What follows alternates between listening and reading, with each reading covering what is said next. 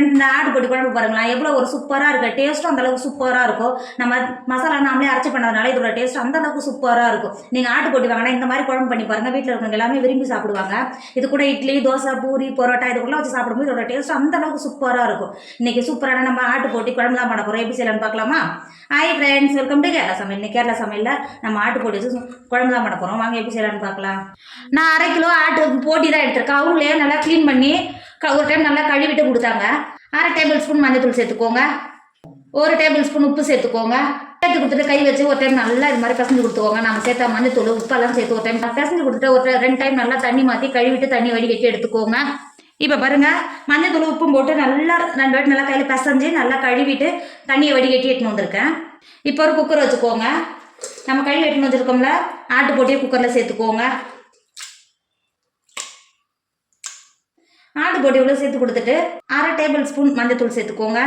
1 table spoon உப்பு சேர்த்துக்கோங்க. சேர்த்து கொடுத்துட்டு அது கூடவே 1/2 கப் தண்ணி சேர்த்துக்கோங்க. தண்ணி சேர்த்து கொடுத்துட்டு ஒரு டைம் நல்லா இந்த மாதிரி கிண்டி கொடுத்துக்கோங்க. இந்த அளவுக்கு நல்லா கிண்டி கொடுத்துட்டு இப்போ மூடி போட்டு குக்கர் மூடி போட்டு மூடிக்கோங்க. மூடி போட்டு மூடிட்டு விசில் விட்டு ஒரு 5 விசில் ஓஃபில் வச்சு நல்லா வேக வச்சுக்கோங்க. இப்போ பாருங்கள், 5 விசில் வச்சு ஏரெல்லாம் ரிலீஸ் ஆகிடுச்சு. இப்போ குக்கர் ஓப்பன் பண்ணி பாருங்கள், எந்த அளவுக்கு நல்லா பஞ்சு போல் வெந்திருக்கு பார்த்தீங்களா? இங்கே பாருங்கள், அந்த அளவுக்கு நல்லா பஞ்சு போல் வெந்திருக்கும், சாஃப்டாக இருக்கும். இப்போ மாற்றி வச்சுக்கோங்க. குழம்புக்கு மசாலா ரெடி பண்ணிக்கலாம். இப்போ அடுப்பில் ஒரு இரும்பு கடாய் வச்சுக்கோங்க. ஒரு 2 டேபிள் ஸ்பூன் எண்ணெய் சேர்த்துக்கோங்க. எண்ணெய் சேர்த்து எண்ணெய் நல்லா சூடாகிடுச்சு. 5-6 கிராம்பு சேர்த்துக்கோங்க. அது கூடவே ஒரு துண்டு பட்டை சேர்த்துக்கோங்க. சேர்த்து கொடுத்துட்டு அது கூடவே ஒரு கைப்பிடி அளவு பூண்டு தோல் நீக்கிட்டு வச்சுருக்கேன். இதில் சேர்த்து கொடுத்துக்கோங்க. பூண்டு சேர்த்து கொடுத்துட்டு அது கூடவே 15 சின்ன வெங்காயம் தோல் நீக்கிட்டு வச்சுருக்கேன். இவ்வளோ சேர்த்துக்கோங்க. சேர்த்து கொடுத்துட்டு அது கூடவே 1 டேபிள் ஸ்பூன் பெருஞ்சீரகம் சேர்த்துக்கோங்க. அது கூடவே 1 டேபிள் ஸ்பூன் ஜீரகம் சேர்த்துக்கோங்க. சேர்த்து கொடுத்துட்டு சின்ன வெங்காயம், பூண்டு, பெருஞ்சீரகம் எல்லாம் சேர்ந்து ஒரு 10 நிமிஷத்துக்கு நல்லா வதக்கிக்கோங்க.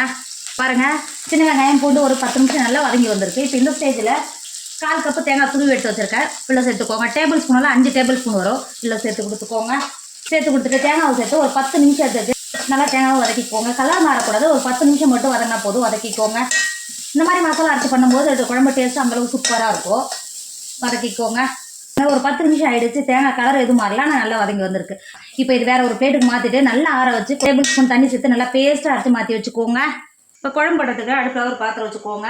1 டேபிள் ஸ்பூன் மட்டும் எண்ணெய் சேர்த்துக்கோங்க. எண்ணெய் சேர்த்து எண்ணெய் நல்லா சூடாகிடுச்சு. ஒரு துண்டு பட்டை, 2 கிராம்பு சேர்த்துக்கோங்க. பட்டை கிராம்பு சேர்த்து நல்லா பொரிஞ்சு வந்துருச்சு. 1/4 டேபிள் ஸ்பூன் பெருஞ்சீரகம் சேர்த்துக்கோங்க. பெருஞ்சீரகம் சேர்த்து பெருஞ்சீரகமும் நல்லா பொரிஞ்சு வந்துருச்சு. 2 பெரிய சைஸ் வெங்காயத்தை பொடியாக கட் பண்ணி வச்சுருக்கேன். இப்போ உள்ள சேர்த்து கொடுத்துக்கோங்க. சேர்த்து கொடுத்துட்டு அது கூடவே நம்ம ஏற்கனவே போட்டியில் உப்பு சேர்த்துருக்குறோம். ஒரு 1/2 டேபிள் ஸ்பூன் மட்டும் உப்பு சேர்த்துக்கோங்க. வெங்காயம் வதங்கத்துக்கு மட்டும் உப்பு சேர்த்துக்கோங்க. சேர்த்துட்டு வெங்காயத்தை ஒரு 10 நிமிஷத்துக்கு வதக்கிக்கோங்க. நீங்கள் எண்ணெய் சேர்க்கும் போது வெங்காயம் வதங்கிறதுக்கு மட்டும் எண்ணெய் சேர்த்தா போதும். இதிலேருந்து எண்ணெய் ஏற்கனவே இறங்கி வந்துருக்கும். நம்ம இறக்கி வச்சுருக்கும் போது நல்ல எண்ணெய் இருக்கும். வெங்காயம் வதங்கிறதுக்கு மட்டும் எண்ணெய் சேர்த்துக்கோங்க.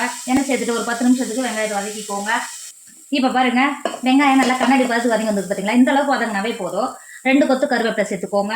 கருவேப்பிலை சேர்த்து கொடுத்துட்டு 1 டேபிள் ஸ்பூன் மல்லித்தூள் சேர்த்துக்கோங்க. 2 டேபிள் ஸ்பூன் காஷ்மீர் மிளகாத்தூள் சேர்த்துக்கோங்க. உங்கள் காரத்துக்கு அனுசரித்து சேர்த்து கொடுத்துக்கோங்க. 1 டேபிள் ஸ்பூன் குழம்பு மிளகாத்தூள் சேர்த்துக்கோங்க.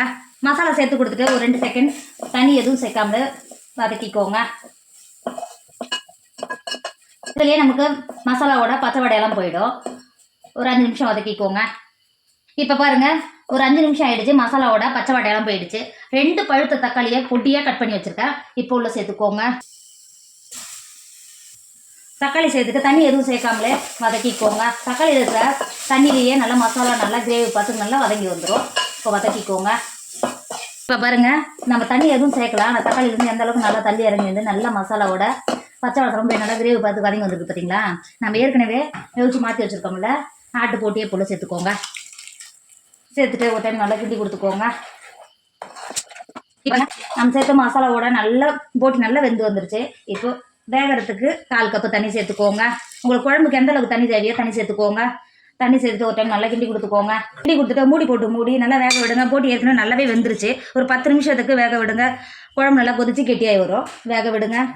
இப்போ பாருங்கள், குழம்பு எந்த அளவுக்கு நல்லா கிரேவி பார்த்து நல்லா கொதிச்சு வந்து இன்னும் நல்லா சாஃப்டாக வெந்து வந்திருக்கோம் போட்டிங்க பார்த்தீங்கன்னா. இப்போ நம்ம ஏற்கனவே அரைச்செடுத்து வச்சுருக்கோம்ல மசாலா உள்ள சேர்த்துக்கோங்க. இந்த மசாலா சேர்த்து பண்ணும்போது இதோட டேஸ்ட் நல்லா சூப்பராக இருக்கும். சேர்த்துட்டு ஒரு டைம் நல்லா கிண்டி கொடுத்துக்கோங்க. கிண்டி கொடுத்துட்டு மூடி ஒரு 10 நிமிஷத்துக்கு கொதிக்க விடுங்க. இப்போ பாருங்க ஒரு 5 நிமிஷம் எந்த அளவுக்கு நல்லா கொதிச்சு வந்துருக்கு பார்த்தீங்களா. ஒரு கைப்பிடி அளவு மல்லித்தழையை பொடியாக கட் பண்ணி வச்சுருக்கேன் இப்போ சேர்த்து கொடுத்துக்கோங்க. சேர்த்துட்டு ஒரு டைம் நல்லா கிண்டி கொடுத்துக்கோங்க. கிண்டி கொடுத்துட்டு அடுப்புலேருந்து மாற்றிக்கோங்க. இப்போ பாருங்க நம்மளோட ஆட்டுப்பொடி சூப்பராக ரெடி ஆயிடுச்சு. இதோட டேஸ்ட் அந்த அளவுக்கு சூப்பராக இருக்கும். நீங்கள் இந்த மாதிரி ஆட்டுப்பொடி குழம்பு பண்ணிவிட்டு இட்லி, தோசை, பூரி, பரோட்டா இதுக்குள்ளே வச்சு சாப்பிடும்போது இதோட டேஸ்ட் அந்த அளவுக்கு சூப்பராக இருக்கும். எனக்கு ரொம்ப ரொம்ப பிடிக்கும். கண்டிப்பாக நீங்கள் ஆட்டுப்பொடி வாங்கினா இந்த மாதிரி குழம்பு பண்ணி பாருங்களா. டேஸ்ட் அந்தளவுக்கு சூப்பராக இருக்கும். கண்டிப்பாக நீங்களும் ட்ரை பண்ணுங்கள். என்னோட வீடியோ உங்களுக்கு பிடிச்சிருந்தா உங்கள் ஃப்ரெண்டு உங்கள் ஃபேமிலிக்கு ஷேர் பண்ணுங்கள். மறக்காமல் கேரளா சமையல் சப்ஸ்கிரைப் பண்ணிக்கோங்க. தேங்க்யூ.